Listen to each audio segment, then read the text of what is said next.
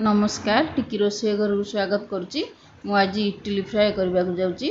से किसी इडली नहीं गोटे टमाटो काटिकी नहीं छोट छोट की काटी देछि। किसी भृषंग पत्र नहीं चार्टा कंचा लंका फाड़ी नहीं रसुण किसी नहीं काटिकी गोटे पियाज काटिकी रखी ये सॉस नहीं एथरे मु चिल्ली सॉस गोटे चामच टमाटो सॉस गोटे चामच सोया सॉस गोटे चामच अल्प हाफ चामच चीनी पकईकी एकाठी गोलैकी रखिदे फेंटिकी।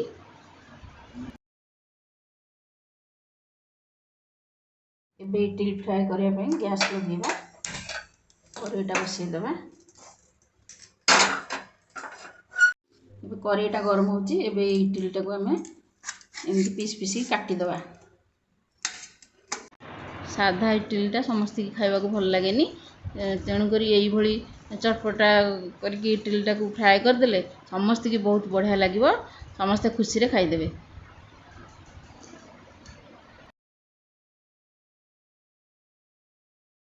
कड़ई गरम हो गलानी तेल पकेवा मैं रिफाइन तेल करुच्ची।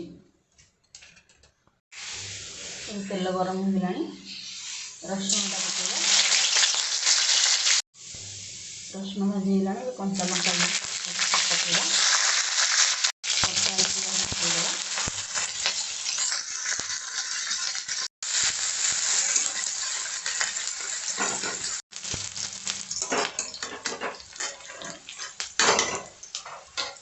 पियाज भाजी गलानी टमाटो पकेदेवा।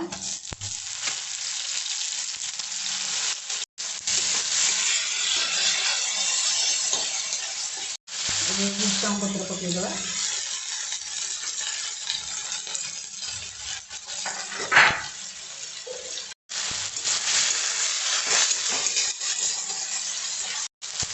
इडली लुण पड़ी स्वाद अनुसार लुण भी पकेदेवा।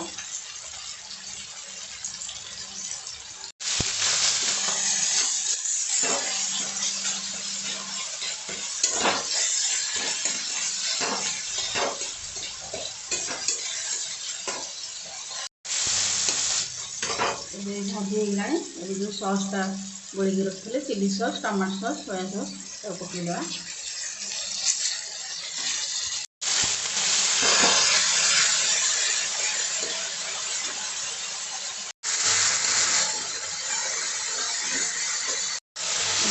भाजी गलानी इडलीटा काटिक रखिए पकेदेवा।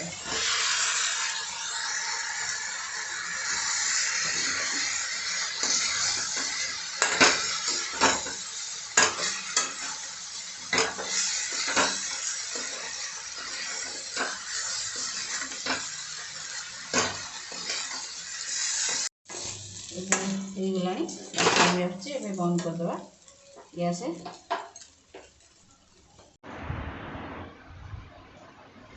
एबे प्रस्तुत हो गला इडली फ्राए। इडली फ्राए जदि आपण मन को भल लगुता है लाइक करेंगे शेयर करेंगे सब्सक्राइब करेंगे यही करी खाइबे। आपण मन को भल लगिले कमेंट रे जणेबे प्लीज सब्सक्राइब करेंगे।